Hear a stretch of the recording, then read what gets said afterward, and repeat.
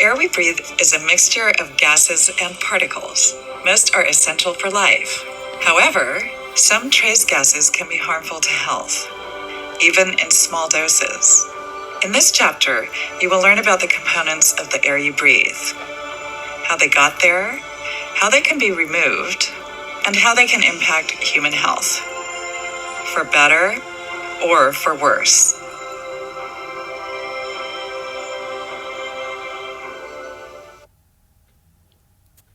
So in chapter 2, this is especially relevant. The air that we breathe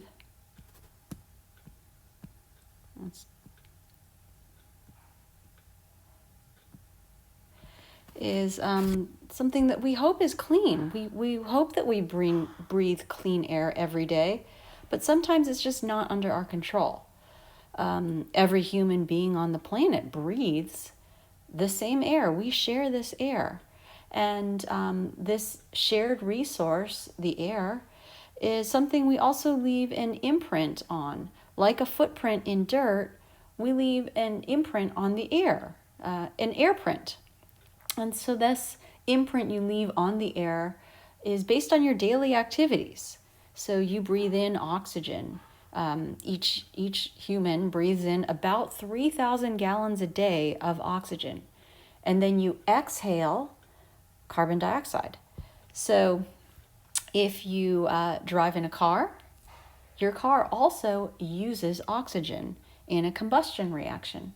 So the car's engine runs with a combustion reaction if it's a standard gasoline internal combustion engine.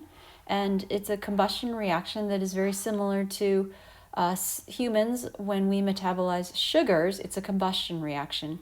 So a car or a human needs oxygen and produces carbon dioxide. So the car exhaust contains carbon dioxide plus some air pollutants, and we'll be talking about that in this chapter.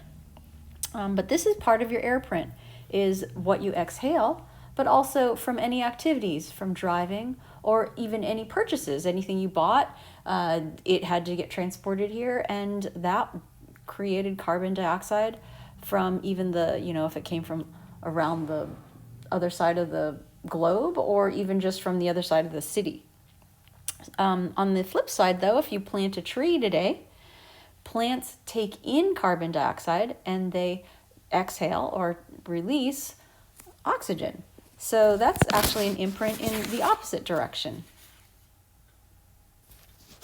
So we're going to go into this chapter, what are the components that make up the air we breathe, and how there are pollutants in the air, how did they get there, and this is something that we've seen more of, unfortunately, is smoke from wildfires.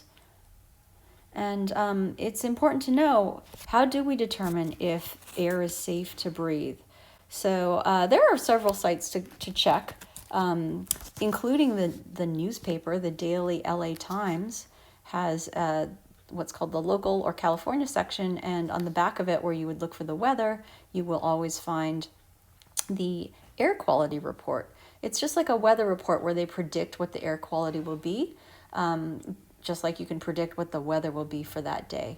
So, but this site, purpleair.com, will check your local air quality based on your zip code.